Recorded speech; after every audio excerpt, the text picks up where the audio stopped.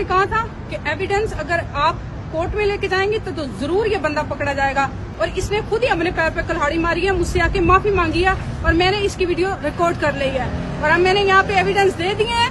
इंशाल्लाह very soon ही will be inside the jail. Thank you. ਉਹ ਬੀਬੀ ਕਾਦੇ ਆਂਡਨ ਹਰ ਚੀਜ਼ ਦੇ ਅਸੂਲ ਹੁੰਦੇ ਨੇ। ਇਹ ਨਹੀਂ ਕਿ ਤੁਸੀਂ ਜੋ ਕਹੋ ਕਾਨੂੰਨ ਹੈ ਉਹੀ ਅਸੂਲ ਹੈ ਉਹੀ ਤਰੀਕੇ ਨੇ ਉਹੀ ਸਭ ਕੁਝ। ਇਹ ਪਾਕਿਸਤਾਨ ਨਹੀਂ ਹੈਗਾ, ਇਹ ਯੂਕੇ ਆ। ਇਹ ਲੰਡਨ ਖੜੀ ਹੈ ਤੂੰ, ਤੁਹਾਨੂੰ ਸ਼ਾਇਦ ਅਹਿਸਾਸ ਨਹੀਂ ਹੋ ਰਿਹਾ। ਉਹਦੇ ਐਵੀਡੈਂਸ ਨੇ ਪੁਲਿਸ ਨੇ ਲੈ ਕੇ ਜਾਣੇ ਨੇ। ਅਗਰ ਤੁਸੀਂ ਪੁਲਿਸ ਨੂੰ ਪ੍ਰੋਵਾਈਡ ਕਰੋ ਤੇ ਉਹ ਤੁਸੀਂ ਆਪ ਕੋਰਟ ਦੇ ਨਹੀਂ ਲੈ ਕੇ ਜਾਣੇ, ਪਹਿਲੀ ਗੱਲ। ਦੂਸਰੀ ਗੱਲ, ਜਿਹੜਾ ਤੁਸੀਂ ਫਰਮਾ ਰਹੇ ਹੋ ਉਹਨੂੰ ਤੇਰੇ ਕੋਲ ਮਾਫੀ ਮੰਗੀ ਹੈ ਤਾਂ ਤੁਸੀਂ ਉਹਦੀ ਵੀਡੀਓ ਬਣਾ ਲਈ ਹੈ।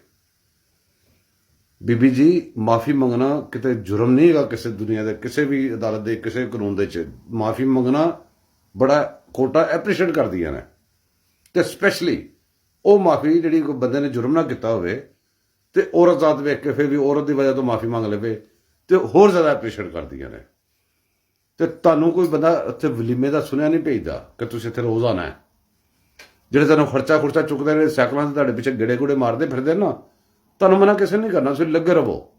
ਹਾਲਾਂਕਿ ਤੁਸੀਂ ਜਿਹੜਾ ਕਹਿਣਾ ਯੂ ਵਿਲ ਬੀ ਅੱਗੇ ਤੁਸੀਂ ਕਿਹਾ ਕਿ ਜੀ ਉਹ inside the jail, you will be behind the bar.